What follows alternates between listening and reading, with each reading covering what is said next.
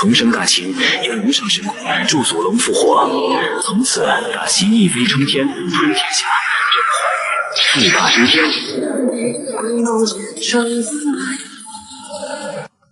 我竟然没死。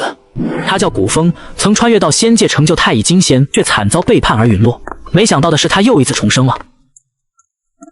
检测到附近存在至尊无上帝魂，请宿主自行做出选择：一、吸收至尊无上帝魂为己用，成就不灭之躯，纵横天下，独享逍遥；二、复活其魂，助他打造无上帝国，制霸寰宇，开创新世界，塑造新规则。系统，没想到当初渴望的东西，现在却不请自来了。难道这就是传说中的大难不死必有后福？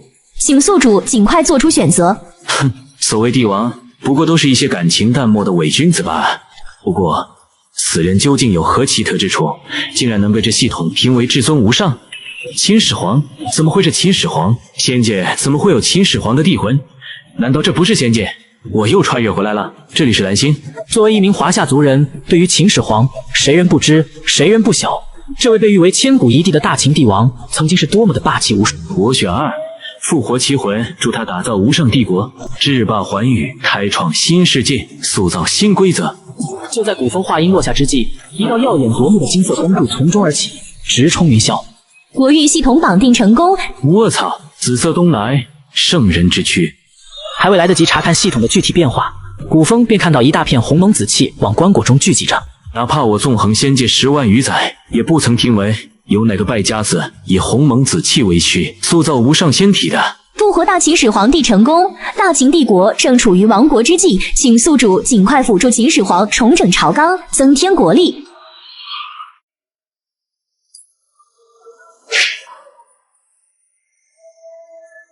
华夏后世子孙古风拜见始皇陛下。古风拱手行礼道：“他不是没想过用仙人的身份哄骗秦皇，但思索片刻后便放弃了，只因那个男人叫秦始皇嬴政，华夏祖宗不容任何人侵犯。”轮回眼，一眼定轮回，生死不由己。只见嬴政双眸内竟藏有日月星辰，光华流转之间，便将古风10万载岁月一一映照而出。他看到了史书上秦2世而亡，亦看到了后世华夏虽苦，但依旧屹立于民族之巅。他看到了叶辰刚入仙界的早期凄凉生活，亦看到他被人背叛追杀后的无奈跳崖。没想到我华夏命运竟如此多舛，后生苦了你了。听到嬴政的话语，古风不由得心头有些哽咽。10万载的岁月漂泊，仿佛在今日才真正找到了归宿。晚辈不苦，我华夏儿郎何惧道阻且长？好一句我华夏儿郎何惧道阻且长。既然朕回来了，一切都该改写，尤其是海外的那个小疙瘩，今生没必要存在了。朕知你所想，你的仇朕替你担了。纵使仙界又如何？朕迟早带领朕的铁骑大军，踏遍仙界的每一寸山河，凡日月所照之地，皆为我大秦国土。古风上前听风，陈古风听风，天地亲之，今有功之臣古风，智勇双全，勇猛无双，可堪重任。今朕将其赐予大秦国师一职，钦此。嬴政话音刚落，只见天地间突然闪过数道金光，直冲古风眉心而去。古风顿觉得浑身上下的毛孔仿佛都舒展了开来，整个人都精神焕发起来。竟然是气运之力！天哪，我这是复活了一个什么样的怪胎啊！臭小子，还不赶快谢恩！莫非被朕的王霸之气给镇住了？谢陛下。国师，你可愿随朕一同杀出个乾坤盛世？荣幸之至。帝王一怒，血溅千里，华夏命运的齿轮从此刻起正式开始转动起来。陛下，老臣最近捕获到一匹绝世好马，想要献于陛下。哦，丞相有心了，快呈现上来。来人，将千里马抬上殿来。随着赵高的一声令下，4名士兵便抬着一辆囚车缓慢走了进来，将其放置于大殿中央处。只见里面关着的竟不是千里马，而是一头梅花鹿。陛下，各位大臣请看，这就是我说的千里马。此言一出，朝堂立刻一片哗然。丞相，你开什么玩笑？这分明就是头鹿马。陛下看错了，这的确就是一匹千里马。不信陛下问问诸位大臣，这是鹿还是马呀？诸位爱卿，来，你们说说，这到底是鹿还是马呀？顿时台下群臣个个面面相觑，朝堂一下陷入诡异的沉默之中。诸位同僚，你们倒是说说，这到底是鹿还是马啊？赵高见无一人回应，随即面露威胁的朝议臣问道：“是马还是鹿？”是。朕觉得它是一只老鼠，一只只会躲在阴暗角落的无胆鼠辈。从生大秦，因无上神功，助祖龙复活，从此大秦一飞冲天，天下正化，欲霸升天。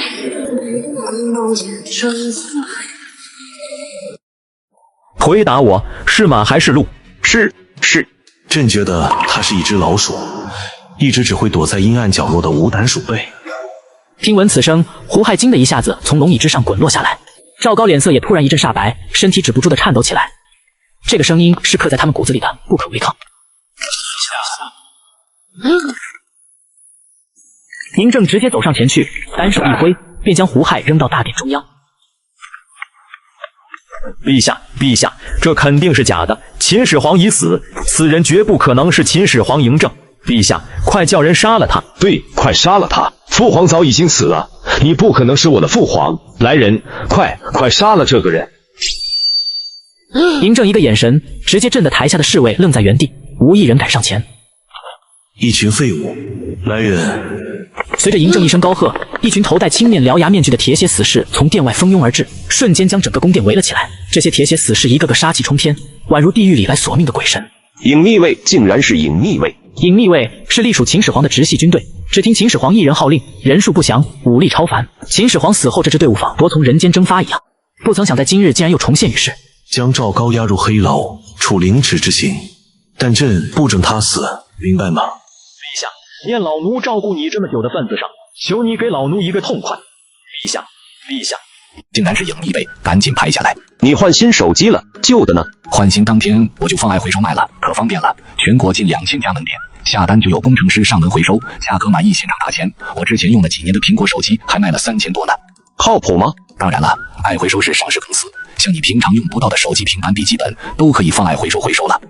随着赵高的声音愈行愈远，胡亥此时心里更加慌张了，不断的求饶道：“父皇饶命啊！父皇，都是赵高逼迫儿臣做的，儿臣也不想的。”嬴政一想到胡亥短短几年便尽数将自己的大秦帝国葬送，甚至将自己的兄弟姐妹一个不留的全部残忍杀害，眼神就越来越冰冷。胡亥弑兄夺位，残害同族，贪图享乐，任用奸臣，罪不可赦，处以腰斩。父皇，儿臣知错了，父皇饶命啊！拖下去！大胆！我是大秦皇帝，是真命天子，你们不能这样对我。恭喜宿主协助始皇重整朝纲，获得奖励复活术，可复活大秦国民，每次使用消耗100万点国运值。触发任务，请宿主尽快安抚章邯，并助其击退敌军，保卫大秦帝国。没想到秦始皇这么快便重掌大秦了，果然不愧是我正哥。复活术，好东西啊！不过这要求是不是太坑爹了？100万才能复活一个人呢，这得什么时候才能凑够啊？对不起，父亲、母亲。男子低沉着声音说道，两行清泪从他的眼角缓缓流淌而出。对不起，先皇陛下，是臣无用，护不了我大秦万世了。朝廷君主昏庸，奸臣当道，臣胜也不是，败也不是，已然是走投无路。不，你还有路。章邯迅速站起身来，朝四周扫视而去。只见一个风度翩翩的少年郎正端坐于远处。江山社稷，万世不朽，日月星河，秦皇永生。没想到我正哥还有这么自恋的一面。你到底是谁？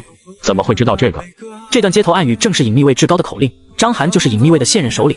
这段暗语据他了解，只有秦始皇以及长子扶苏知情。本座大秦国师古风，今奉始皇口谕，特来协助章邯将军击退敌军。大秦国师，什么时候帝国有这个职位了？始皇口谕，你确定是始皇口谕，而不是20皇帝陛下的命令？以前大秦没有，现在本座来了，所以便有了。算了，就知道说了你也不会信，还好本座提前有所准备。章邯，陛下，竟是陛下的声音。嬴政的身影竟从古风的双眼之中慢慢浮现出来，看着那熟悉的身影，章邯的内心顿时掀起滔天巨浪。陛下，你真的是陛下吗？朕已重获新生，古风乃镇钦点大秦国师，见他如见朕，万不可轻言待之。郑哥的轮回之术就是好用啊，再多的口舌，不如郑哥出来露个面来的实在。什么郑哥？那是伟大的始皇陛下。对，你说啥都对。敢问国师，陛下现在在何处？可需要我等派兵保护？陛下现在估计已经斩了赵高，灭了胡亥，返回咸阳宫了吧？至于陛下的安危，尔等就不用愁了，还是多想想怎么打赢这场仗吧。古风回想起嬴政那鸿蒙紫气组成的身躯，不由得再次羡慕。这世俗之人，哪怕全球的人一起上，也休想伤他一根毫毛。杀得好！听闻赵高已经被陛下斩杀，章邯忍不住大叫出声，顿觉得浑身畅快淋漓。张将军，目前前线状况如何？回国师，目前我们只有15万有生力量驻扎于漳水北岸，而由项羽为首的40万叛军，此时正集结于漳水南岸，敌众我寡，情况堪忧啊！项羽也在，那可真是省事了。古风笑了笑，他本人其实对项羽个人勇武之力还是比较认可的。以这样的资质踏入仙界，应该是个不错的苗子。可惜此人对大秦怨念太深，算了，还是改了吧。对，此人极其不好对付，力大无穷，简直如同战争机器一般。对于你们可能是个麻烦，对于本座而言，蝼蚁罢了。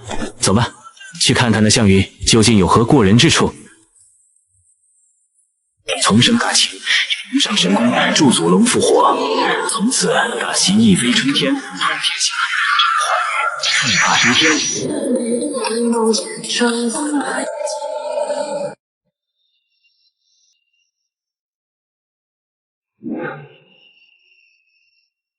章邯小儿，给我滚出来一战！漳水南岸，项羽身披乌金宝甲，手持霸王枪，趾高气扬地高喊着：“国师，此人正是项羽。”这项羽竟然是罕见的魔王之体，难怪力气远大于常人。可惜了，好一个修仙的苗子！传说具备魔王之体的人，天生就是霸道无双，修炼霸道法则大成后，甚至可重现盘古大神一丝威能。章邯小儿，可以敢出来一战？随着项羽的叫阵，其身后的军队竟然士气大涨，一时间喊声震天，气势如虹。真是一名天生的虎将，可惜了，你的所作所为已然触碰到大秦底线。饶恕你，又怎对得起被你屠杀的大秦百姓？你这小白脸是谁？喊章邯出来对话！本座大秦国师，有什么招亮出来吧，让我看看西楚霸王到底是不是浪得虚名。也罢，既然章邯小儿吓得不敢出面，那就先宰了你，再去宰他，吃我一枪！嘿！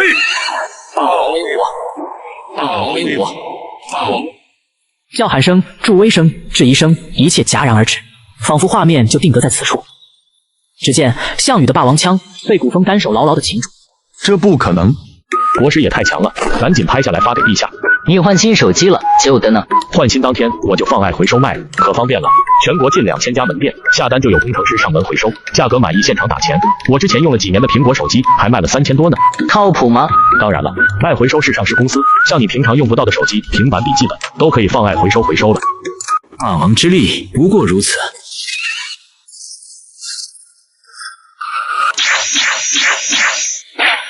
既能借我肉身一拳，与之神勇千古无案，倒是名不虚传。你到底是谁？本座大秦国师古风。随着古风一声大喝，一道清脆响亮的声音顿时在数十万人耳边响起。大秦国师，什么时候秦国有过这样的一个职位？不管你是什么国师，快点放开我家霸王，否则休怪我等不客气了。不用管我，快点放箭杀了他。抱歉了，既然你容不下郑哥，那就留你不得了。随即古风的灵力暴动，手上的项羽瞬间便化作一团血，堂堂一代霸王就此草草落幕，烟消云散。如今始皇重生，尔等反贼还不速速投降，言尔等有些并非自愿谋逆。此时弃甲归田者，可既往不咎；若一再冥顽不灵者，便如同此人。放箭为霸王报仇，不自量力。众将士听令，随本将杀。随着项羽的战败，一时间楚军获得胜局，而秦军士气则是气势如虹，如日中天，拼命的冲杀。恭喜宿主成功灭杀叛军项羽，国运加50万，获得奖励。大秦藏经阁内置各种神功秘籍，修炼功法可根据个人体质不同自行参悟。恭喜宿主境界提升至元婴境，提升失败已自动转化为100商城点。商城点。古风这才想起，好像因为这系统无法提升自己修为，于是弥补给自己一个系统商城。管他的，后面再看吧。还是先干正事要紧。找到了。韩队长，这大秦国师到底是不是人啊？太夸张了吧？谁知道呢？韩信想起也是一阵后怕，还好项羽没有重用他，让他上战场，不然估计现在早就死得不能再死了。这位小将军为啥如此匆匆忙忙的呢？韩信看到那仿似仙人般的国师竟然出现在自己面前，不禁吓得有些腿软。韩信，始皇26年生人，淮阴人士，曾寄养在兄嫂家中，后被一屠户羞辱后，毅然从军，投奔于项梁帐下。项梁死后，被分到项羽帐下，官职直解郎。因多次献策招项羽厌烦，被贬为看守军粮的粮官。韩信，本座说的可对？你是如何知道的？不用管本座如何知晓，只问你一句，可否愿为大秦效力？竟听闻那秦二世胡害昏庸至极，残害手足，重用宦官，屠杀忠臣，鱼肉百姓，以至于天下百姓民不聊生，各地纷纷起义抵制暴君。以国师这样通天的人物，为何会站在那种人的身后为其效命？古风闻言不由得哈哈大笑起来。若本座执意站其身后，又等如何？君子有所为，有所不为，信唯有一命，给了国师又何妨？韩信毅然决绝地说道。他纵然怕死，但是更怕丢失了自己心中的信念。若让他为此而助纣为虐，去鱼肉百姓，站在百姓的对立面，这一点他做不到。好一个君子有所为，有所不为。胡亥自然不值得本座为之效力，去咸阳吧。待你获得那人的认可后，自然知晓一切。话音刚落，古风的身影便如同镜中花水中月一般化为虚无，随风消失不见。数日后，南阳郡内，不好办啊！没想到这刘邦竟然是天命之人，竟有真龙护体，我对他出手会遭到天道反噬。就在刚才，古风在秘术的牵引下，看到刘邦身体周边竟然有一条金色巨龙盘旋飞舞着，这让古风大吃一惊。莫非只能依靠俗世军队慢慢攻城略地来降低他的天命之力？不过这样也太慢了吧！长城军和反骨子赵佗的岭南军都用不了，指望章邯的10几万大军，短暂的时间他是很难去收复全境叛乱啊！难道要回去请郑哥出马？郑哥出面倒是最快的办法了，毕竟刘邦这条真龙难道还能大得过始皇的祖龙不成？算了，先回去看他问问郑哥有啥看法没。秦始皇借助鸿蒙紫气涅槃重生，斩赵高，灭胡亥，挽大秦之将倾，创立无上仙情，入洪荒，诛天。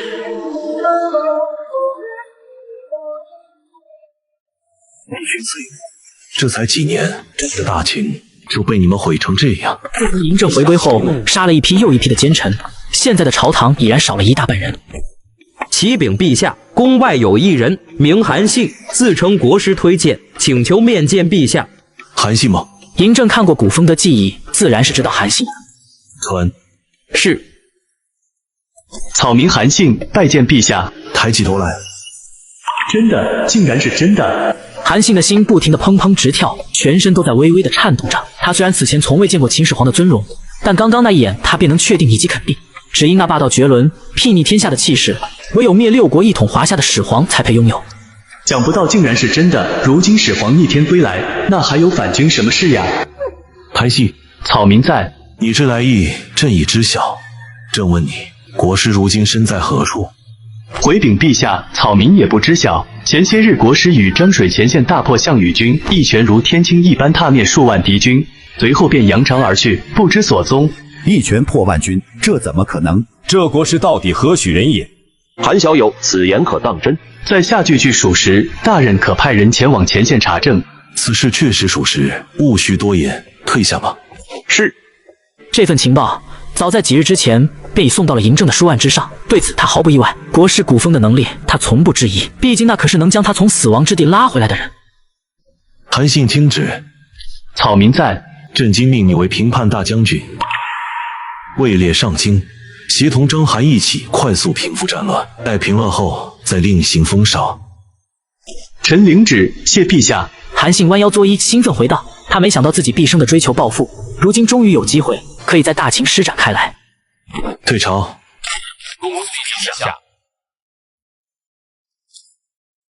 国师还真是来无影去无踪啊！陛下还是一如既往的胆知灵敏啊，连臣在几百米开外都知道了。甄古风拜见陛下。看着那堆积如山般的奏章，古风都不由得心疼秦始皇来。世人只知道他是一统天下的霸主，又有谁人懂他背后的辛酸？纵使拥有绝对的武力又如何？治理天下也不是光靠武力就能行的。你我二人之间无需多礼，可是遇见什么难题了？碰到有真龙护体的人了，有点小棘手，不过问题不大。哦，真龙护体？对，陛下你也知道的，那个人名刘季，是目前最大的反军头子，也是继陛下你之后的天命之人。有意思，那朕倒是想瞧瞧这个刘季到底有啥特殊之处，能被选为天命之人。嬴政眼中闪过一丝金芒，淡定地说道。此时刘季正处于温柔乡中，突然莫名地感觉到一阵心慌气短，仿佛大难临头般，这是他自起义之后从未有过的感觉。他猛地睁开眼睛，只见身边的吕雉正满脸疑惑地看着。大王，怎么了？可是做噩梦了？没事，我还有些事，夫人尽早歇息吧。不知沛公深夜喊粮来，所为何事？子方不知为何，我内心突然感觉不安，方似被什么盯上了一般，让人不得其解，所以深夜叨扰子方，请子方勿怪。张良一听，顿感觉事情不妙，因为他今日也有一些心神不宁。想到这，张良立马走到一旁，按照自己师尊传授的方法看起星象来。怎么会？看到今夜的星象，张良不禁脸色大变，满是惊恐。十死无生之举。张良喃喃自语道，眼神之中带着深深的绝望。而刘季听到后，更是一屁股栽倒在地，茫然无措。几日后，不知名的小山村内，大哥，我看你就是多心了。我们现在局势一片良好，项羽纳斯听说也死了，还能有什么事？刘季不耐烦地盯了樊哙一眼，此时他心里那种不安的感觉越来越严重了，仿佛不管藏身在哪里，身后总有一只眼睛死死地盯着自己。倒是挺能藏的吧？就在刘季一行人严阵以待之际，忽然从远处传来一声戏谑的声音，紧接着便见到两道身影从天而降。怎么会？嬴政，你不是早就死了吗？怎么可能？一定是幻觉！你怎么能不死？而刘季更是吓得腿软，摔倒在地。秦始皇，秦始皇，不可能！怎么会是你？这么精彩的视频当然要跟对象一起看。在陌陌，好多性格好、颜值高的单身姑娘都在找伴，只需简单回应就能越聊越投机，赶紧去认识，脱单就这波了。秦始皇借助鸿蒙紫气，涅槃藏身，赵高灭胡亥，万大秦之将亲，创立无上先秦，入洪荒，诛天。秦始皇，秦始皇，不可能！怎么会是你？要知道秦始皇没死，他怎么敢造反？怎么可能会去造反？这不是老寿星吃砒霜，活得不耐烦了吗？国师，这就是你说的天命之人？没错，确实是他。狗贼！朕有说中了吗？不去，你便是天命之人。说罢，嬴政体内的左龙之气发出，而刘邦体内的真龙也不受控制的爆发。刘季黄金小龙气在嬴政的黑色巨龙面前显不堪一击，之后便将刘季身上的黄金小龙给一口吞没。来人，快将此二人就地格杀！快！哼，陛下面前尔等也敢造次，真是找死！随着古风一声冷喝声，刹那间风云涌动，数万大军指示，一瞬间便被消灭殆尽。刘季眼见数万大军竟也不敌对方，瞬间被吓得面容失色，再次浑身无力地趴在地上。我不想造反的，都是他们逼我的。嬴政看向刘季，顿觉索然无味，话也不想再说一句，随即身形便消失在风中，而古风见此也随之而去。他们走了，就这么放过我们了？秦始皇又如何？我还不是活下来了？张良此时也放松着大口喘着气，秦始皇的气场太强了，压得他动都不敢动弹。不过想到自己的仇人竟然还活在世上，张良的眼神再次冒出仇恨的目光。我一定会杀死你的，一定会。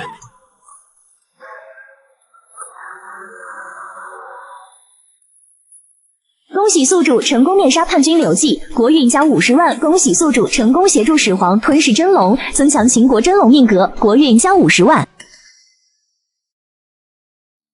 你说什么？国师，朕刚刚没听清，烦劳你再说一遍。陛下，臣确实有办法让逝去的大秦子民再度复活过来。国师，真乃大秦之幸矣。朕这几日夜不能寐，只要闭上眼睛，就仿佛能看到逝去的亡灵。他们一个个都将命交给了大秦，可大秦对不住他们，朕亦对不住他们。朕替大秦谢国师。嬴政转过身来，对着古风深深的鞠了一躬。这一举动下的古风连忙跪下，他可受不起，这无关地位，无关君臣，只因这人可是华夏始祖。作为华夏儿女，谁敢受这个礼？这可是会折寿的。陛下可别，你这样我可是会被后世唾骂死的。对了，陛下，目前只能复活6人，待大秦国力强盛之后，可以复活更多。陛下可有人选？6人吗？王翦、王奔、蒙恬、蒙毅、冯去疾、冯杰这6人吧。好，那臣先回去准备准备。一切有劳国师了，拜托了。嬴政灭掉刘邦之后，古风的积分又复活一些大秦英灵了。在郑哥的授意下，古风准备复活蒙恬几人。魂归来兮。原本晴空万里的天气突然之间乌云密布，无数的雷霆闪电不断的在云层之中穿梭，轰隆隆的响声不绝于耳，仿佛如同世界末日。吾乃大秦国师古风，今以大秦100万国运为祭，号大秦英魂，速速回归。刹那间狂雷滚滚，数着流响雷霆不绝，雷雨仿似有生命一般，进口吞人言，发出震耳欲聋的咆哮，声震九霄。大秦国师，逝者已甚，你这是在逆天而行。老天爷显灵了，无数老百姓看到天上竟有真龙显迹，纷纷跪倒在地，磕头膜拜。放肆！皇宫中，嬴政那霸气的呵斥传出，无形的能量以迅雷不及掩耳之势冲向天际，竟让那雷云的身形差点崩散开来。嬴政那双冰冷冷的眼神，竟让雷云感到惶恐，心中更是惊疑不定。你是？就这样。随着一声令下，一大秦气运之龙，一大秦真命天子之龙，一大一小，朝天起，直入云霄。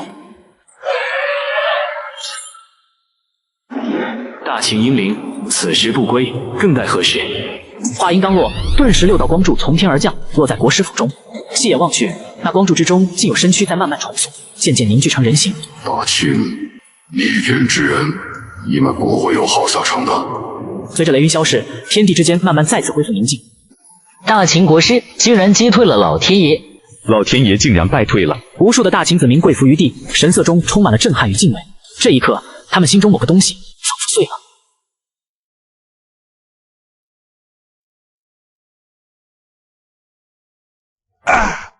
这是哪里？我不是已经死了吗？莫非这是地狱吗？不过地狱的阳光也这么温暖的吗？儿臣扶苏来为父皇请安。忽然一阵熟悉的声音从殿外传来，向来面不改色的嬴政此时竟然手有些颤抖起来，而手中的朱笔也随着颤抖掉了下来。儿臣扶苏拜见父皇。苏儿，父皇。苏儿，父皇。嘿，你小子怎么这么蠢？随便一道假诏就给你唬住了。你看看你死了，朕的大秦被祸害成什么样子？别打了，父皇，儿臣知错了。这是哪里？我不是已经死了吗？死？你可知你这轻易一死，可有多少拥戴你的人受你牵连被诛九族？你可知你这轻易一死，导致大秦奋6世之余烈的努力化为泡影？你可知你这轻易一死，江山动乱多少大秦子民无辜枉死？公子扶苏，你倒是死得轻松，就是可怜了我大秦无数的忠魂烈士。你是谁？还有你凭什么这么说我？父要子死，子焉能不死？本座大秦国师。若不是看郑哥每日孤零零的一个人，最后的血脉也被他自己下令斩杀，他绝不会优先复活扶苏。大秦国师，什么时候我们大秦有过这个职位了？就在古风说话之际，蒙恬几人也纷纷苏醒，将扶苏护在身后，警惕地看着古风。多么好的忠臣良相啊！可惜碰到个这么软弱不负责的主子，要不然大秦泱泱大国岂不说没就没的？曾经没有，不代表现在没有。尔等既然重生归来，当好好珍惜生命，恪尽职守，为大秦效力。这不会是仙人吧？赶紧拍下来给陛下看。哎，你换新手机了，那之前的旧手机怎么处理啊？我放爱回收卖了，下单就有工程师免费上门，价格满意当面回收。我用了很久的那台手机还卖了3000多呢。靠谱吗？那肯定啊，爱回收是上市公司，全国近2000家门店，像平常用不到的手机、平板、笔记本也都可以放爱回收了。那我一会就去看看。好诡异的功夫！王翦看着消失的古风，不由得惊叹不已。老臣王翦拜见扶苏殿下。什么？你说你是谁？你这臭小子，鬼嚎什么？老子是你爹！哟呵，你特么看着比我还嫩，竟敢冒充我爹，找死！王将军手下留情，这可真是你爹啊！一旁的冯去疾看着，拦住王奔，连忙说道：“他可是见过王翦中年时候的英姿的，这不就是年轻版的王翦魔，只是看上去秀气了些，缺乏了点往日的杀气。”老臣冯去疾拜见扶苏殿下。陈蒙恬拜见扶苏殿下。陈蒙毅拜见扶苏殿下。你们王奔一时摸不着头脑，看着身边的几人，既觉得熟悉，又似乎有些陌生。你什么你，还不快参见扶苏殿下？陈王奔拜见扶苏殿下。诸位不用客气。扶苏看着面前的众人，亦有点蒙圈。复活后众人都变成了年轻时的模样，这让扶苏多少有点陌生。你真是我爹！看着眼前比自己还小鲜肉的小鲜肉，他真的很难将他与往常威严庄重的老父亲联系在一起。臭小子，老子当然是爹，还记得你10岁那年尿床，还是爹？我信了，我信了。你别说了，都多大的人了，还拿小时候的事说事。你说什么？殿下，蒙恬说的没错，陛下从未传过诏书让您自杀，那都是赵高与李斯的阴谋。而您自杀后，便传来了陛下仙逝的消息。随后，18世子便被赵高与李斯一同扶上王位。18世子继位以后，重用奸臣赵高，赐死蒙恬、蒙毅2位将军，而后不理朝政，全权交给赵高，导致民不聊生，叛军四起，大秦帝国岌岌可危，整个天下处于水深火热之中啊！殿下，冯去疾现在回想起此前种种，都不由得唏嘘不已。偌大强盛的帝国竟然毁于一个宦官之手，而他自己亦被逼得自杀身亡。不可能，绝不可能！扶苏脸色一片苍白，此时他突然想起刚才那个青衣人的话语：“你怎么敢去死？死后又以何颜面去见那些奋60之余烈的先祖们？”念及于此，一口鲜血再也忍不住的自他嘴中喷出。殿下，我没事。他本以为是父皇不喜欢他，所以让他自杀，没想到背后却发生了这么多事。因为他的任性愚蠢，他害死了蒙恬、蒙毅，害得大秦支离破碎，他就是大秦的罪人。那现在是怎么回事？我们不是都已经死了吗？是呀，我们不是都已经死了吗？为什么还能站在这里，而且还都恢复年轻了？看着周围的建筑风格，这应该还是在大秦，而且头顶烈日，应该不像是死后的世界。我们或许可能又活过来了。想这么多干嘛？既来之则安之，出去问问不就知道了。在皇宫内一路打听，他们才知道嬴政复活了。他们的复活或许和那国师昨日的做法有关。父皇，是儿臣错了，儿臣对不起父皇，对不起大秦。回来就好，回来就好。你固然有错，但朕也有错。若不是朕轻信赵高跟李斯这2个奸臣，也不至于会有此下场。你无需自责，一切都还来得及去弥补。臣等拜见陛下。蒙恬等人看到嬴政，皆是一惊，没想到除了他们，连始皇也复活了。免礼，诸位爱卿，你们为了大秦受苦了，朕替大秦感谢你们。陛下万万不可啊！陛下。是啊，陛下，这些事本就是身为臣子该做的，为了大秦，臣等万死不辞。臣等万死不辞。郑哥怎么这么喜欢玩折寿那套啊？这不是拜谁折寿吗？对了，父皇，这到底是怎么回事啊？还有那国师到底是一个什么样子的人啊？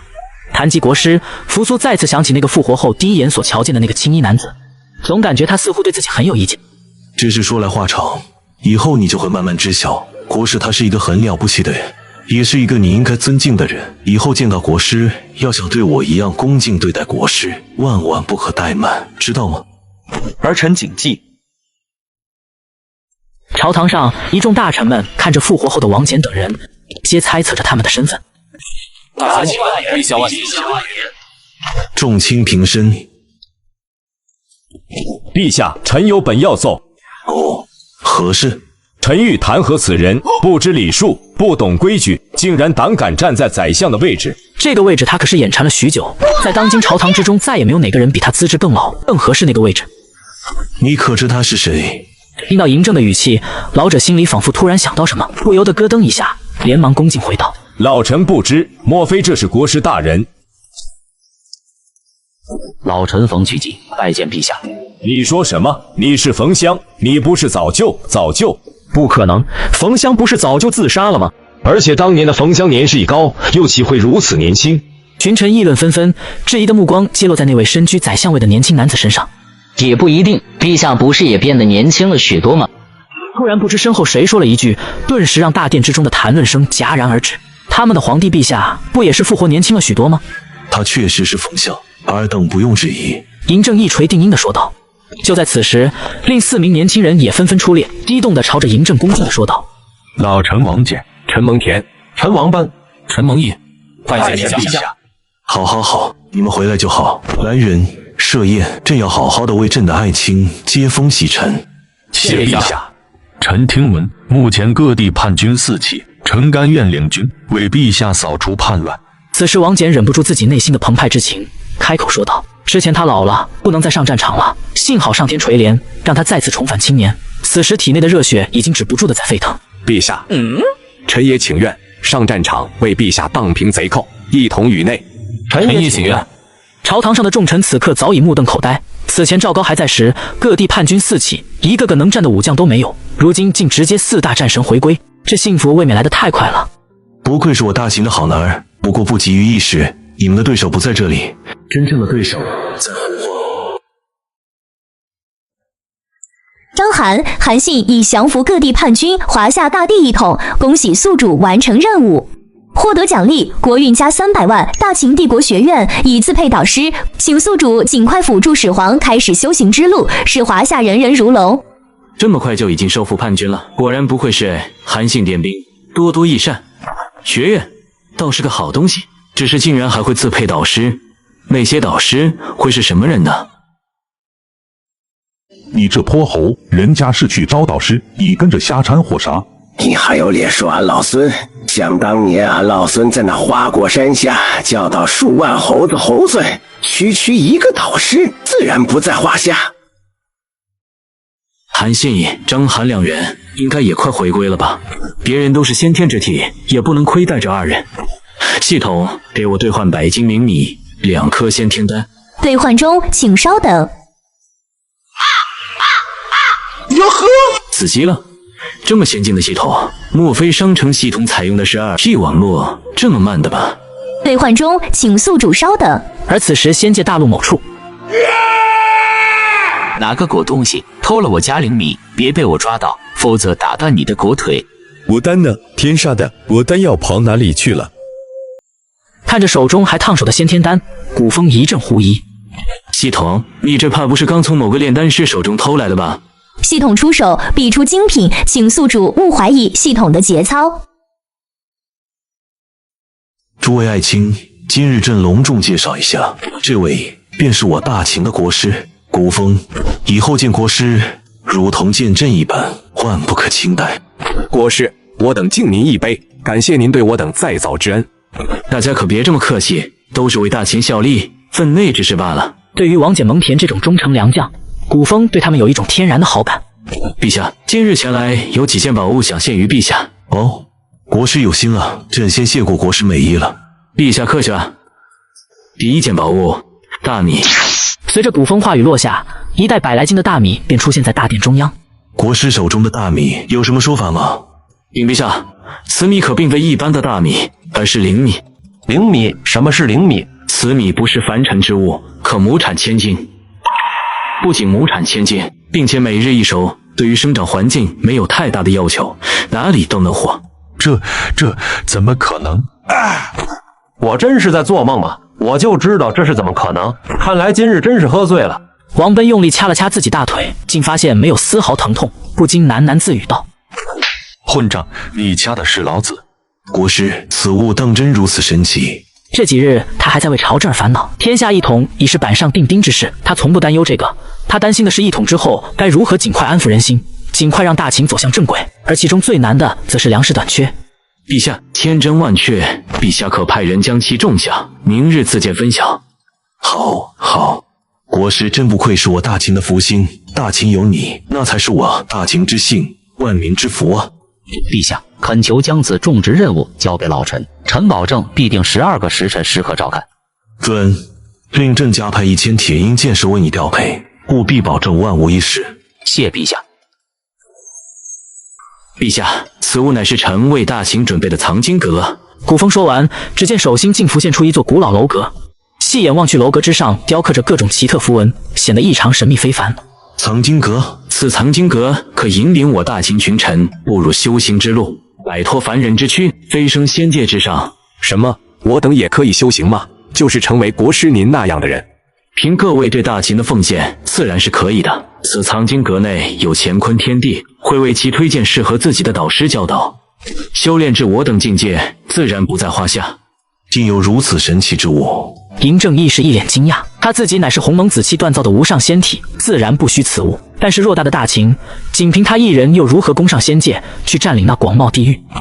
国师可是又帮这一个大忙了呀！为陛下排忧解难，自是我等臣子的职责。不知陛下想将此物安置于何处？不如就安置在御书房旁吧。好，是。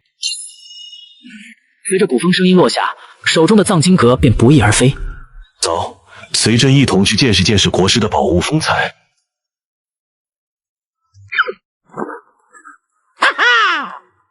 走，随朕一同去见识见识国师的宝物风采。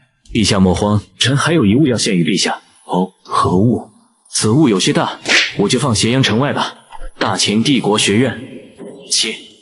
而随着古风说完，砰的一声，一座仙宫拔地而起，整个咸阳城仿佛如同地震一般，而众人也被这动静吓了一大跳。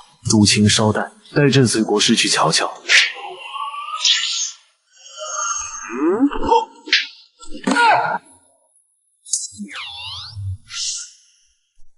陛下，这就是臣为大秦准备的瑰宝。老朽孔丘，老朽莫迪，老朽李耳，拜见始皇陛下。竟是道家、儒家、墨家的创始人，那都是丰盛般人物，而且年代久远，怎么会出现在这里？卧槽，系统你玩这么大的吗？他只知道学院自带导师，可没想到这些导师个个来头这么大，竟一个个皆是圣人之资。诸位平身。嬴政此刻心情确实非常不错，诸圣来拜，这也更加加快了大秦的崛起步伐。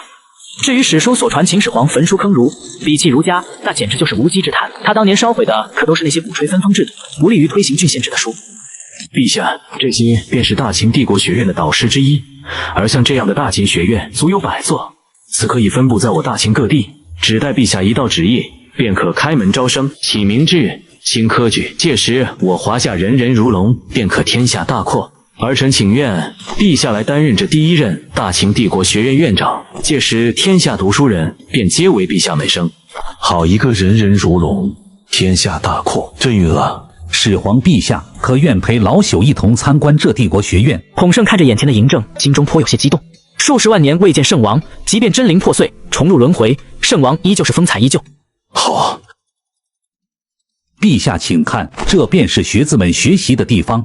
孔老夫子指了指前方高耸入云一眼望不到顶的巨大学宫，说道：我的天，这得有多少层啊！孔老先生，这学宫如此之高，那处于楼层顶端的学子们该如何上去呢？想必这位便是扶苏公子吧？果然是一表人才。夫子言重了。扶苏公子有所不知，这学宫分为上、中、下3层，下层是初级学子的学习场所，中层便是中级学子的学习场所，而上层便是高级学习的学习场所。若是想到上层学习，则是由墨家机关鸟负责接送。大家请看，这便是我墨家机关鸟。说话间，只见天空之中飞来一只通体漆黑的巨型机关鸟，而此物甚是神奇，上面空无一人操控，竟能自由控制方向飞翔。太神奇了，这到底是怎么飞起来的？若此物应用于战争，那将料敌先知，无往不胜啊！墨家机关术果真是鬼斧神工。陛下妙赞，只是一些小玩意罢了。前方便是我墨家机关学宫，公子。好你个老小子，现在就开始拉学员了。身旁的老子李耳不禁调侃道。而此时，在他们看不到的地方，天幕之上，一只巨大的眼睛缓缓睁开，正虎视眈眈地盯着嬴政等人。而唯有嬴政仿佛心有所感般，抬头望向天际，只觉一种不祥的征兆涌上心头。今日有些乏啊，便到此为止吧。摆驾回宫。是。送陛下。陛下为何匆忙离去呀？孔老夫子并没有直接回答，而是用手指了指天。出世界果真奇妙，天道竟然衍生出意识了，来者不善啊！怕什么？敢冒犯圣王，真想一手捏死他。莫兄慎言，别说我们仅仅只是一道灵身意识，没有这个能力，即便有，别忘记下来之前答应过什么。放心，我自然记得，而且就这点小麻烦，圣王翻手间便能解决，无需我等操心。陛下也感知他了，看来真是多事之秋啊！大秦这才安生日子没几天。陛下，国师你们在说什么？王翦、蒙恬等人一头雾水道：难道现如今的大秦还有敌人吗？王翦、王奔、王田、王毅这几人你们也看见了。现如今的大秦已经今时不同往日，大秦强，但随之敌人也更强。你们可甘愿再为大秦而战？吾等愿为陛下效死。好，朕期待你们的蜕变，别让朕失望。去吧。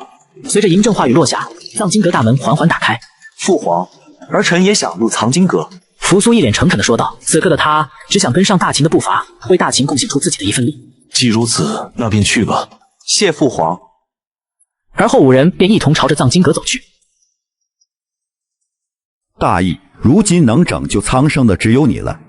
大义，拯救苍生，这是什么鬼？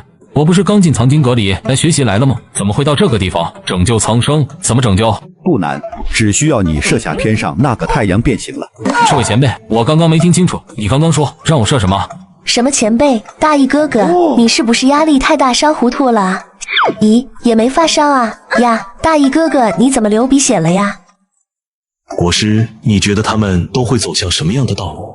这个不太好说。扶苏公子应该会选择儒道吧，毕竟熟读圣贤书。王翦将军应该会入刀道，而蒙恬将军颇有一些君子之风，应该会入剑道。至于蒙毅、王奔两位将军，臣不太熟悉，就不妄言了。朕觉得蒙毅会入剑道。他从小便喜欢射箭，常常拉着他的兄长去塞外射猎，而王奔则会选择肉身成道。王师从小对他便很严厉，一旦要求达不到，便是藤蔓加身。那个时候他最想的就是拥有一个强健的体魄，任由他老父亲随意鞭打。王将军这么会玩的吗？这么精彩的视频，真想驱车到现场看看。最近下班回家太晚，想买个车又没时间去线下店挑，听说线上看车方便，所以我在瓜子二手车上买了台特斯拉，才花了9万9。瓜子有上万台不同配置的奔驰、宝马、特斯拉，比线下店选择多多了。瓜子每台车都经过官方专业检测，还能送上门市开3天，要是有旧车也能放瓜子高价拍卖。总之买卖二手车认准瓜子就对了，赶快去左下角看看吧。老天，这到底是什么破地方了？快点，别想偷懒！妈的，好汉不吃眼前亏！哼，30年河东，30年河西。给我等着！王奔自己也不知道怎么回事，眼睛一睁开便出现在这惨无人道的黑矿之上，而自己竟然还成了一个挖矿的奴隶。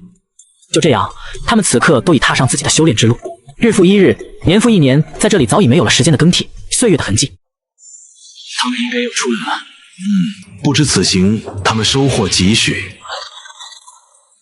不错不错，竟都已到达金丹境了。陛下，不知我等进去多久了？放心，仅半个时辰罢了。才半个时辰，可我在里面竟感觉过了几百年，简直太神奇了。金丹之上亦有很多境界，你们切不可骄傲。是，朕打算闭关数日，不在期间由扶苏监国。国师，这段时间你就劳累点，替朕好好把关。若扶苏有不对的地方，随便打。还有白起将军的事，就麻烦你了。是。国师大人，父皇匆匆闭关，莫不是大秦有何危机？见扶苏问到此事，古风也不禁脸色有些严肃起来。虽然他的修为远超过此界限制，但是却被天道压制着，实力实不存一。此事不可明说。最后再多说一句，想买车就上瓜子，坐在家里就能挑。你们现在需要做的便是好好修行，待有朝一日随大秦、随陛下一同攻入。王将军，你的孙儿王离在巨鹿城向西20公里处的一个小村庄里面，你们自己去找他吧。来到这大秦一趟，若少了杀神白起，岂不是少了很多风采？吾乃大秦国师古风，今以大秦100万国运为号，号大秦阴魂回归，杀神白起，来！而随着他话音落下，原本晴空万里的天气再次变得乌云密布起来，一道道地狱锁链困住的白起也慢慢显现。白起身上的杀气仿佛是来自地狱的使者，让人不寒而栗。秦国师，事不可一而再，再而三。你越界了！天空之上，那道雷龙再现，偌大的眼睛死死地盯着古风，咆哮道：“若不是你擅自更改大秦命数，大秦岂会20而亡？天道本该无情无欲，维护天地秩序，而并非可以干扰世俗王朝更替。是你先越界在先。”古风与嬴政见面后，他心中便一直有所疑惑：嬴政这么一个英明之主，又怎么会轻易相信那些炼丹术士，为追求长生而去服下那些有毒丹药？嬴政身上的帝王之气之浓厚，简直是他生平仅见。这样的人，没人可以在他面前撒谎而坦然自若。于是乎，在同嬴政分开之后，他便用他护龙一族的秘术给大秦王朝测了项命数，一测不知道，一测吓一跳。大秦本该命数700余载，结果却暗中被人修改了天机，而始皇也本该有寿元70余载，结果却不到50就英年早逝。若说这其中跟你天道没关系，我可不信。密白如何？天空之上的雷龙并没有解释什么，反而如同默认般说道：“到此境界已不屑于撒谎。要不我发展我的大秦，你就当没看到如何？咱们井水不犯河水。”不行，此举已是逆天之行，违背世界运行法则，大秦必须抹除。身为天道，他最不喜的便是变数，所以他当年便暗中施加了一些手段，让大秦这个恐怖的王朝早日灭亡。却没想到做了这么多，变数依旧横生，他还是归来了，而且变得更加恐怖，更加不可掌控。既然如此，那便是没得谈嘞。那便手底下见真章吧，有什么手段尽管使出来吧。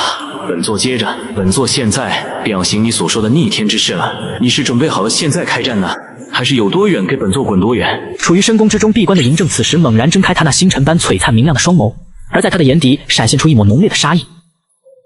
大秦国师，走着瞧吧。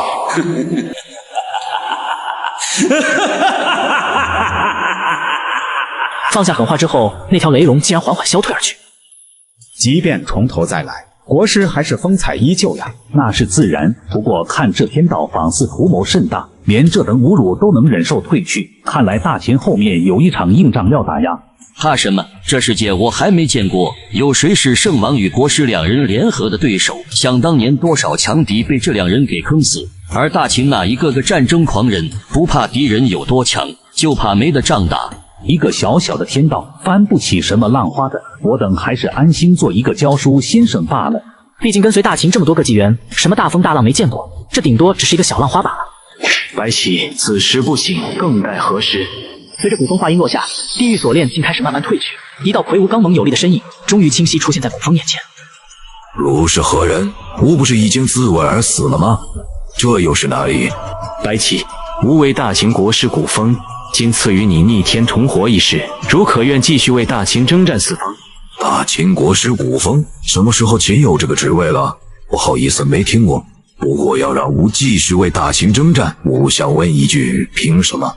吾16岁开始参军，为大秦征战四方，立下不世功勋，可到后来依旧不得善终，六国恨不得食无肉啖无骨，而陛下朝臣视吾为心头刺，恨不得除之而后快。所以吾想问，凭什么？早知道让正哥晚一点闭关了。凭你白起的心，试问你，白起为大秦征战一生，浴血奋战，杀敌无数，可曾有过后悔之意？这倒不曾。白起回想起自己的戎马一生，心中只有无尽豪情，何曾有过后悔？你死后，大秦后代君主仍不忘你白起功劳盖世，你之子白仲被册封于太原，白家承你蒙印，世代享受荣华富贵，大秦可曾亏待你白家？不曾。你的心杀伐不断，你的血也早已沸腾不已，你白起注定就不是一羽之辈，而这些唯有我大秦能给予你。但这些还远远不够我白起为之卖命。白起死死地盯着古风，那双眼眸仿佛有无尽的火焰燃烧着。他需要一个理由，一个能够说服自己的理由。如若不然，此前经历便如同一根刺卡在他喉咙，让他难以释怀。既如此，白起。随着古风一声大喝，白起的目光竟情不自禁望向古风的双眼。只见那道眼眸中，无数画面如走马观花般在他眼前一一浮现而出。当他接着看见自己的后世儿女被一群畜生烧杀抢掠，以屠杀奸淫为乐之时，当他看到几个恶心至极的肥矮小人正挖开一个孕妇肚子，取出尚未成型的婴儿烹饪而食之时，他的内心再也忍不住了。多年来韬光养晦、修身养性，好不容易压制住的杀气，此时竟再也压制不住。到底是谁，竟有如此惊天之杀气？白起，你所见这些都是我华夏即将发生或者未来发生的事实，既作为华夏先辈，可愿为后世华夏儿女除尽一切魑魅魍魉，开万世之太平？无怨，但吾只有一个请求，那座海外小岛必须交于吾来征战。国师，扶苏殿下简直神乎其神啊！朝堂之上，冯去疾正兴奋地拿着手中由0米长成后的稻穗，激动不已地说道：“冯相，可是有结果了。”殿下，前天下朝后，我便马不停蹄地回到自家良田之中，种下这传说中的0米，日夜守护，一刻都不敢离开。结果果真如国师所说，竟真的在一夜之间便生根发芽，长出稻谷来，而且看那稻穗之上，个个硕大饱满，金光闪闪，简直是令人难以置信。当真是我大秦之幸，百姓之福呀！此物在，从此我大秦便再无粮食之忧，而我大秦百姓也将不再会有饿死之人。国师，扶苏替大秦千万百姓，借国师再造之恩。扶苏公子客气了，本座贵为大秦国师，为大秦出一份力，亦是本座职责范围所在，公子无需如此。既已验证，那便将此物速速分发给大秦子民吧。待到大秦朝会结束后，整座咸阳城已是沸沸扬扬，无数人议论纷纷，纷纷朝着发放灵米之处跑去。你听说了没？皇宫传来一件天赐之物，说是一夜之间便可成长成道果的宝物。什么天赐之物？那是国师赐予我等的宝物。从今后起，我只信陛下，只信国师。你们还在那磨叽什么？朝廷开始发放灵米了，还不抓紧去，待会就没了。大家排好队，一个个来，每人仅限一粒，数量有限，先到先得。今夜咸阳城内注定是一不眠之夜，无数百姓纷纷蹲守在自家田地之中，翘首企足。真的长出来了。娘，有了这灵米，我们以后是不是不用担心饿肚子了？是啊，这都得感谢我们伟大的陛下和国师。收获大秦百姓信仰之力，大秦国运30万，商城点3000。恭喜宿主境界提升至大成境，提升失败已自动转化为2000商城点。看着一连串的系统提示音，卜风也终于露出了久违的笑容，因为他知道困扰了华夏民族数千年的粮食危机终于不再存在了。至此，华夏不会再有一个饿死之人。而随着老百姓们的奔走相告，咸阳城的诸多消息如同潮水般涌向了全国各地。你说什么？孔圣显圣于咸阳？确切无疑，而且听闻咸阳城内不仅仅孔圣人归来，就连死去的秦始皇、王翦、孟恬等人也尽一一复活归来。收拾一下，速去咸阳，立刻马上。不仅仅于此，墨家、道家、阴阳家、兵家等诸子百家的人马亦是全部出动，朝着咸阳城快马加鞭而去。而韩信、章邯等人护送的百座大秦帝国学院导师，也在朝着咸阳城风尘仆仆的赶来。众多文学大家、英雄豪杰竟将齐聚咸阳。数日后，皇宫深处，嬴政正盘旋而坐于虚空之上，只见他身后无数日月星辰环绕，其中有2颗星辰最为璀璨，宛如2轮皓日悬浮在那里。这2颗星辰便是嬴政吸收真龙之力后诞生的本命神物，其本质乃是诸天万界中的气运之力，蕴含着命运因果之造化，其各中妙用更是非同寻常。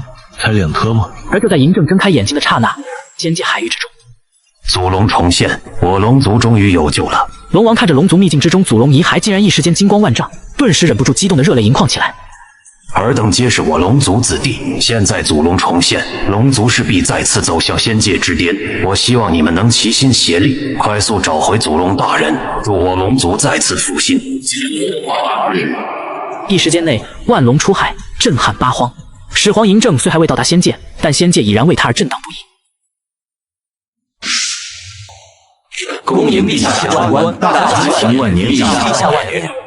郑哥当真不凡，仅仅几天的闭关，竟完全脱胎换骨一般。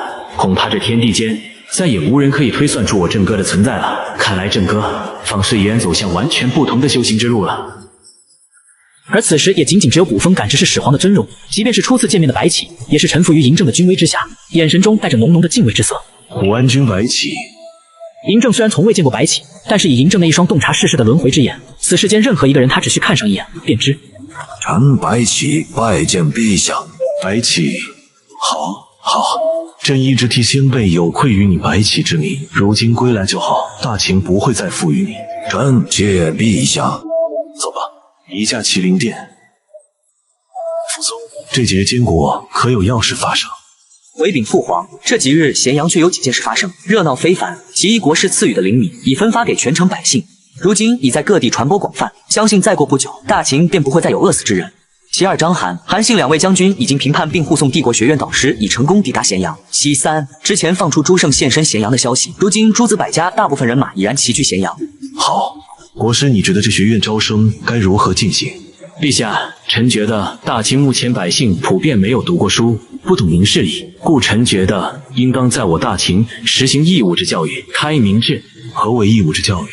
义务制教育即免费让我大秦百姓子女入学，而如今战乱刚直，大秦人口剧减，故臣建议鼓励我大秦百姓多生多育，生得越多，奖励越多。家中有2娃，即可免除一切税收；家中有3娃，可向国家申请补助。生得越多，奖励的越多。同时，处于适婚年龄的青年才女，国家也要大肆鼓励其结婚生子。国师，此事万万不可呀！若是全国实行国师口中的义务教育，可知这将对大秦财务造成多大的负荷吗？到时候财政势必入不敷出，国家也将难以运转，更别说国师还要取消税收。那请问国师，到时候国家将如何运转？我大秦很穷吗？很穷，目前国库已经空虚，大部分项目已经停滞。不仅国家缺钱，现在百姓更是缺钱。灵米即将在全国范围内泛滥。到时候农家的作物将彻底失去市场价值，当老百姓用粮食换不到钱财之时，必然会生出其他动乱。秦大人，你思考的不错，但是陛下与我既然同意将灵敏拿出，自然也考虑到后续的一些变动。诸位大人请看，诸位大人请看。而随着古风话音落下，众人齐刷刷地朝着古风望去，只见古风的手中出现一个蓝色的球体状物体，在其手中不停地旋转着。国师，这是？此物名为蓝星仪。蓝星仪？对，蓝星仪。我们所生长的这片土地名为蓝星，而蓝星仪可理解为是为蓝星的地图。蓝星，我们生长的地方竟然是圆形的，好神奇！那处于下面的人不会掉下去吗？众大臣看着古风手中的蓝星仪，不由得好奇地议论纷纷。大家请看，这一块便是我大秦的疆土。众人倒吸一口冷气，难以置信。众人皆以为自己所处这个世界的中心地带，却不曾想是自己等人坐井观天了。大秦在这个蓝星之上，竟然只是沧海一粟。除却大秦之外，这世界还有很多国家，分布于蓝星各地，有白种人、黑种人。白种人、黑种人，竟有如此奇异之种族吗？生下来便是白的或者黑色的？是的，他们生下来便是如此，而且他们目前正处于发展阶段。普遍实力没我大秦强悍，但是他们却占有着许多肥沃的土地资源。我大秦目前穷，他们可不穷。那国师的意思是，本座要以蓝星所有之资源供养我大秦帝国。缺钱，缺劳动力，这个地球上有的是，又何必让我大秦子民受苦受累，做一些脏累活？咱们大秦强悍了，若底层百姓若还为防卫生计发愁，那大秦强悍的意义在何处？好。武安君白起，待会下朝后，辛苦你亲自跑一趟，向那些世家大族宣传国师的意思。有能力就去欺负外族，若再敢劳役虐待我华夏子民，那就看你白起的刀是否还锋利否。臣领旨。右侧的一众将领此时也是热血沸腾，一想到这天下还有这么多地方不是他们大秦的，他们的浑身直痒痒。这么多的土地，不插上咱们的黑龙旗，岂不是太可惜了？臣等祈愿为大秦大华帝建功立业。好。嬴政看到诸位武将有着如此热血沸腾之情，也不禁心潮澎湃。也是，这么好看的蓝星，若是缺少了黑龙旗帜，始终缺乏了一点美感。对了，国师，请问那群小矮子所在之地是哪？这里。若朕猜想的没错，徐福便是跑到此地作威作福了吧？嬴政望向此处，眼神中闪过一丝杀意。陛下，吾请愿领兵为陛下荡平此岛，一个不留。好，待此皆事了。朕欲御驾亲征，亲率尔等征伐世界，为我大秦创下万世之基业。白起听风，臣在。天地听之，今有勇猛之臣白起，忠义无双，战无不胜，攻无不克。今特赐予大秦第一军团长之职，加封武安君，执掌白虎军团，钦此。谢陛下，吾皇万岁万岁万万岁！就在那刹那间，白起身体金光大作，便将整个人笼罩于其中，随即一股强大的气势冲天起，直欲席卷九霄云外。混账！凡间怎么会有气人之力？天地深处，一只巨大无比的眼睛仿佛也感受到这般气势，缓缓睁开眼睛，满是不可思议。要给我滚出来！听闻此事，一条雷龙从虚空之中显化而出，直接飞到这只巨眼面前。此龙赫然便是之前与古风对峙的那条雷龙。在闭关之际，你个废物，到底是怎么管理这片天地的？是祖界轻易出现修行者，而且还能支配气运之力，你就是这么执行我的意志的。此神秘存在无比愤怒，就在要将这方天地炼化之际，紧要关头却偏偏出此插乱。主人，你听我解释，我明明已经将修行之路都已截断，有点苗头的人我也已经暗中修改命运让他归西了，可不知从哪里冒出一个家伙，竟然又将他们都复活了起来，我也没办法。一个蠢货，恨不到这种状况，不会将吾唤醒吗？可主人，您不是说现在正紧要关头，除非天塌下来，否则别来烦你吗？现在天还没塌嘛，这不是？滚！你敢进给吾就多人，滚多人！巨眼没好气的低吼了一句，但毕竟也是自己的意识分身，还有用得上的地方。雷龙听闻后，赶紧点头哈腰的溜之大吉，一瞬间便消失了踪影。看来指望这头本龙是不行了，复苏吧。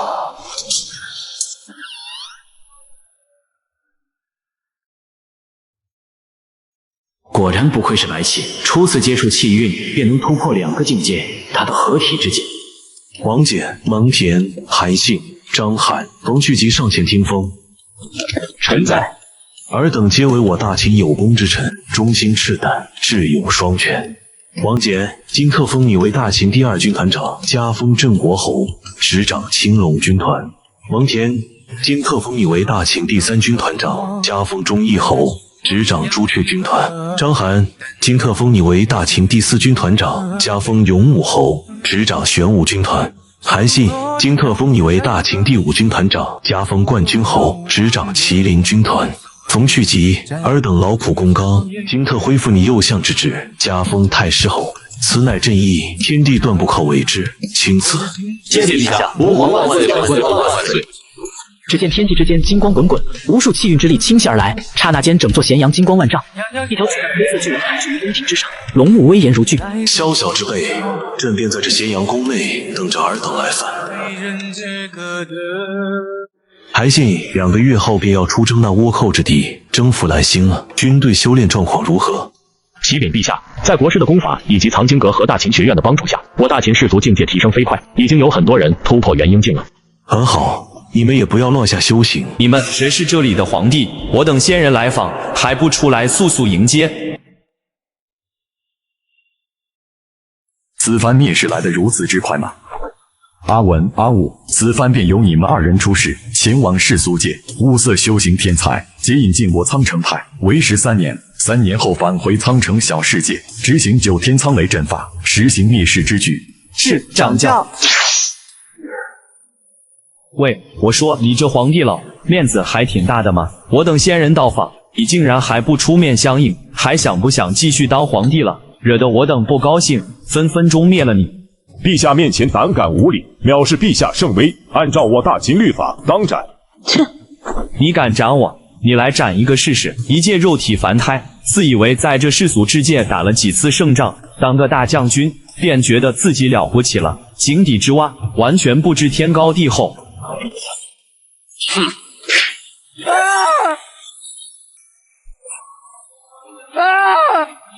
不可能，你怎么会这么强？不是世俗界已经断了修行之路吗？为何你……大文哥哥，你不是说咱们在这世俗界无敌吗？不，你们知道我等是什么？你不能杀我们，否则会有大难临头的。苍文、苍武，神龙架苍城派2代弟子，此番出世也是为了完成你们苍城派掌教的命令，收集天下奇才。不知朕说的可对？你怎么会知道？这还是世俗界吗？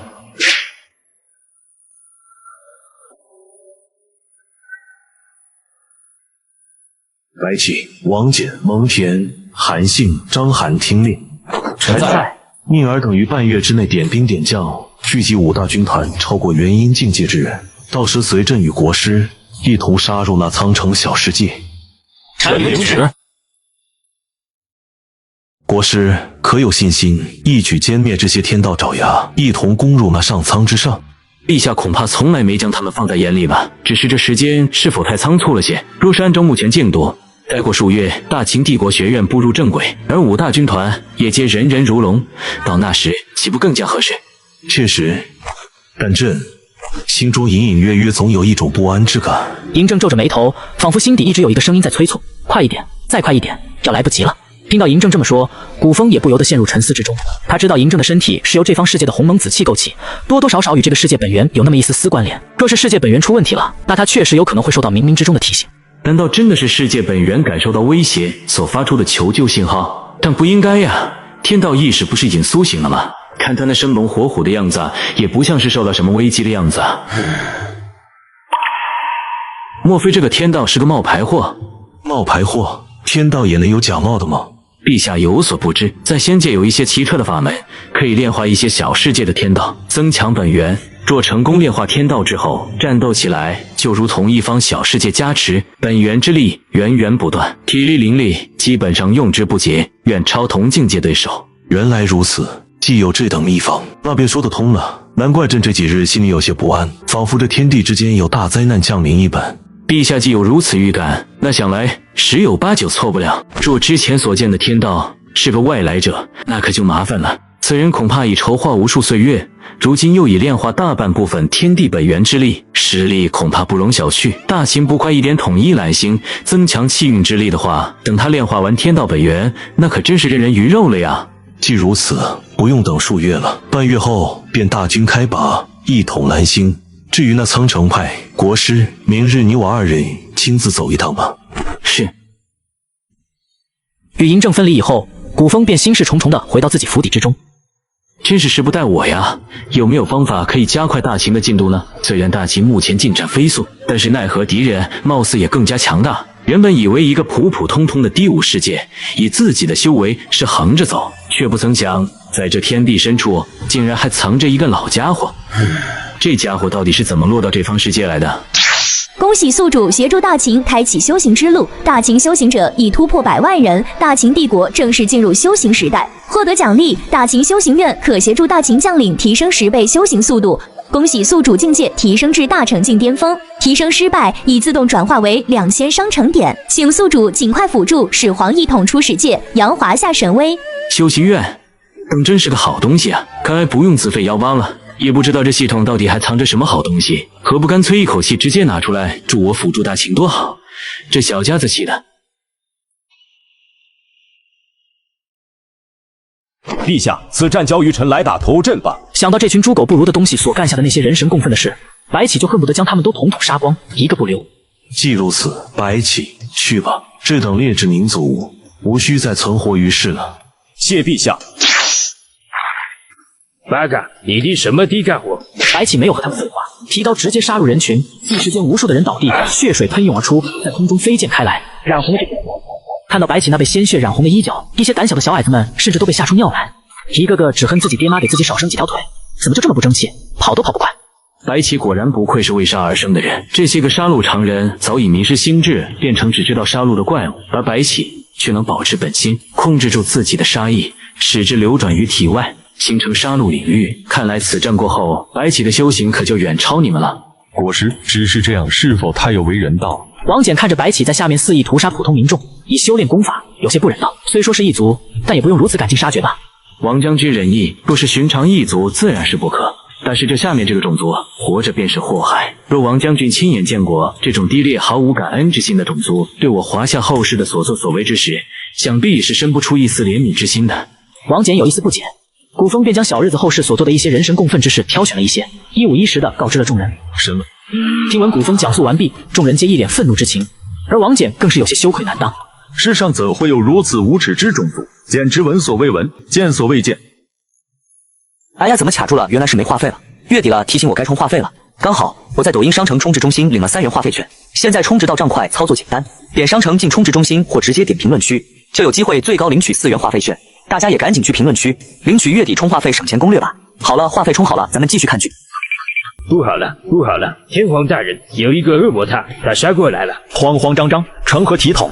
吾有千甲军1万，还惧怕什么恶魔？来多少杀多少。此人正是徐福，毫不夸张地说，他就是这座岛屿的神灵。这种自己当皇帝执掌别人生死的感觉真棒。此时此刻，那个恐怖的男人应该已经死了吧？德高3皇，功过5帝又能如何？还不是被我徐福玩弄于股掌之间？现在是属于我徐福的天下了。徐福正沉浸在未来生活的美梦之中之时，突然眼睛一片漆黑，只觉得仿佛有人抓住了自己，然后再次睁开双眼，去看到这辈子再也不想看的之人。陛下，徐福已经是好样的。陛下，真的是你吗？陛下，想当年老臣历经千辛苦为陛下找寻长生不老药，却不慎被困在此岛中无法回国。臣被困于此岛之上，那是日日夜夜思念陛下，恨不得马上回到陛下身边侍奉陛下。如今上天垂怜，如今终于让老臣再次看到陛下，老臣这心是何等的激动呀！徐福呀徐福，难怪你老小子当时这么混得开，就冲你这脸皮，你这嘴皮子，一般人还真做不到。蒙毅，安排下去，找一些上了年龄又有一些恶趣味的丑老头，将徐福赏赐给他们，告诫他们可别轻易弄死了。嬴政，你别太过分了！我现在也是皇帝，麾下1万千甲军正在下方虎视眈眈，若你敢动我一根毫毛，我的麾下肯定会将你们斩尽杀绝的。若放了我，我就当此事没发生过，这样对大家都好。哦，徐福，你不妨朝下望望，那是不是你所谓的天甲军呀？徐福听闻，也忍不住低着头朝下望去，只见他那战无不胜的千甲军竟已死伤殆尽。不，肯定是障眼法，这一些都是假的，假的，不可能，我肯定是做梦，对，一定是做梦。带下去。何人胆敢挥舞肉身？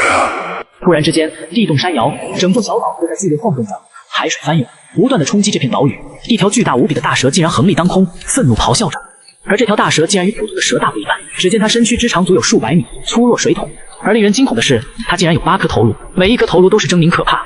这便是那8岐大蛇吗？长得还真不是一般的丑。哦，国师可识得此物？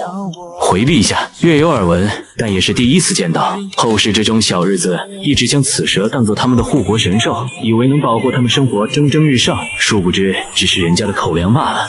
为避免夜长梦多不必要的麻烦，还是尽快结束吧。是。